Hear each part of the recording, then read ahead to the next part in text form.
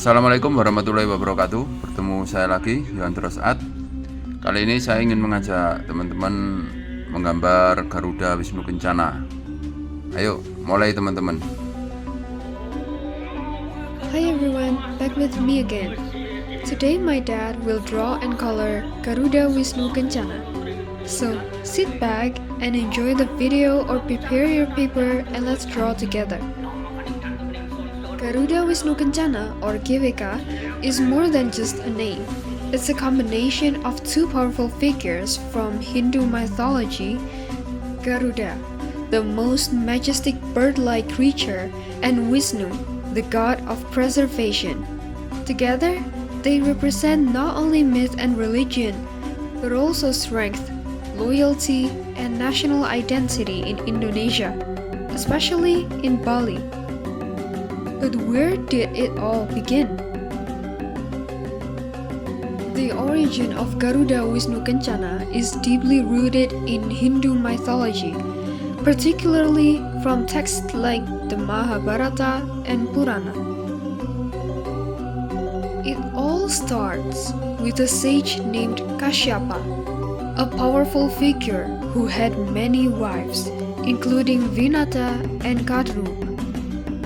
To each of them, Kashyapa gave a special blessing. They could ask for children of their choosing. Kadru, the first wife, wished for 1,000 powerful serpent children. Her wish was granted, and she became the mother of the Nagas, divine serpent beings with magical powers.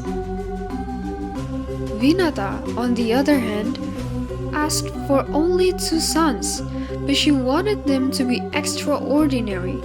Her first child, born prematurely, became deformed, so she waited patiently for the second.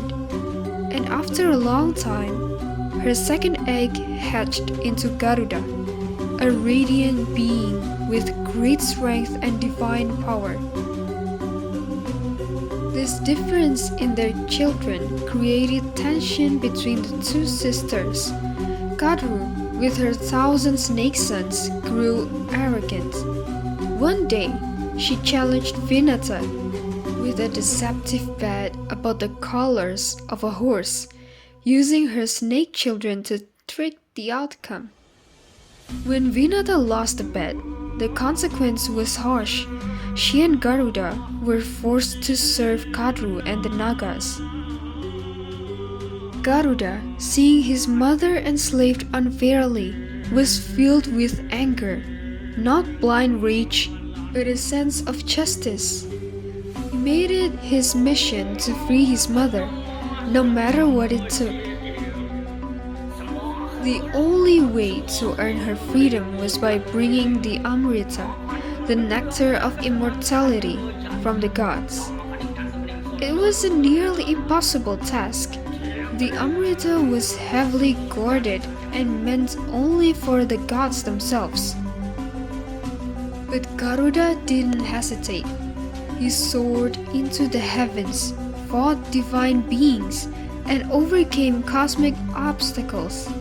And in the end, he succeeded, not just by force, but by cleverness and determination. What's remarkable is that Garuda didn't keep the Amrita for himself. After using it to bargain his mother's freedom, he returned it to the gods, proving his honor and self-control. This act caught the attention of Wisnu, the god of protection. Impressed by Garuda's bravery, loyalty, and wisdom, Wisnu offered him a place at his side, not as a servant, but as a trusted companion. And from that day on, Garuda became Wisnu's mount, the divine vehicle who flies him across the universe. That is where the name comes from, Garuda Wisnu Kencana.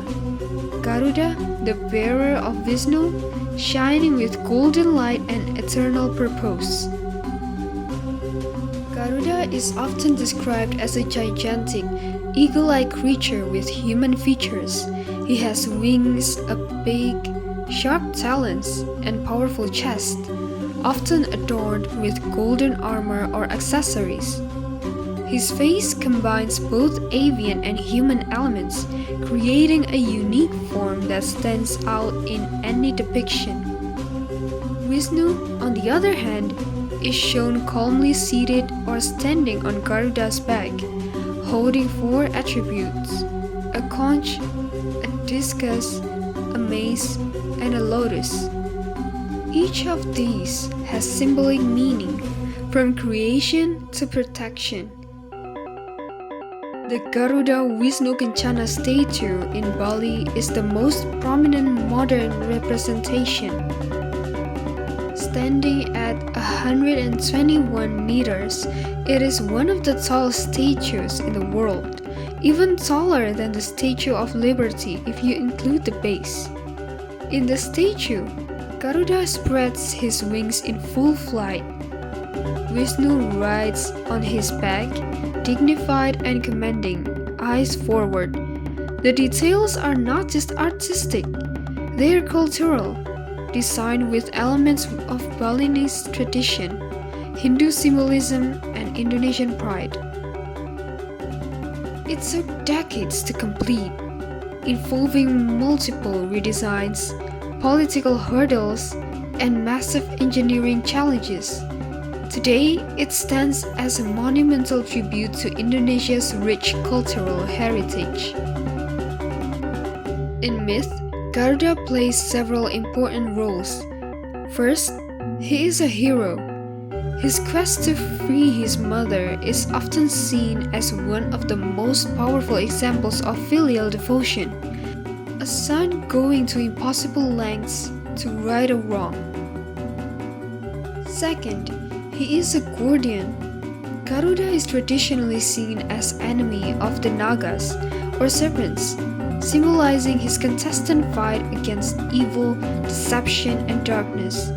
In many depictions, Garuda is shown trampling or biting a serpent, a clear sign that he is a force of good and protection. Third, he is a divine vehicle, but not in the sense of being ridden like a horse. In Hindu belief, the mount of a god is often part of the god's identity. Garuda doesn't just carry Wisnu, he is part of Wisnu's presence. Wherever Wisnu goes, Garuda goes, and together they maintain the balance of the universe. In Indonesian culture, especially in Java and Bali, Garuda appears in many forms, on temples, carvings, traditional clothing, and even state emblems. The Garuda Pancasila, Indonesia's national symbol, is inspired by this myth, representing the 5 foundational principles of the country. The connection is clear. Garuda is not just a mythological figure, he represents freedom, bravery, and moral duty. Well, what can we learn from the story of Garuda Wisnu Kencana? I think for the first one is loyalty. Garuda's journey starts not because of ambition or fame, but because of his devotion to his mother. He is willing to risk everything, even his life, to protect someone he loves. For the second is sacrifice. Garuda retrieves the Amrita, but doesn't keep it for himself. He gives it away, even though it could have made him immortal. This tells us that true strength isn't about what you gain, but what you're willing to give up for the greater good. And the third is humility and respect. When Wisnu offers him a place at his side, Garuda doesn't see himself as superior despite his achievements. He chooses to serve, but with dignity and autonomy. These aren't just ancient ideas.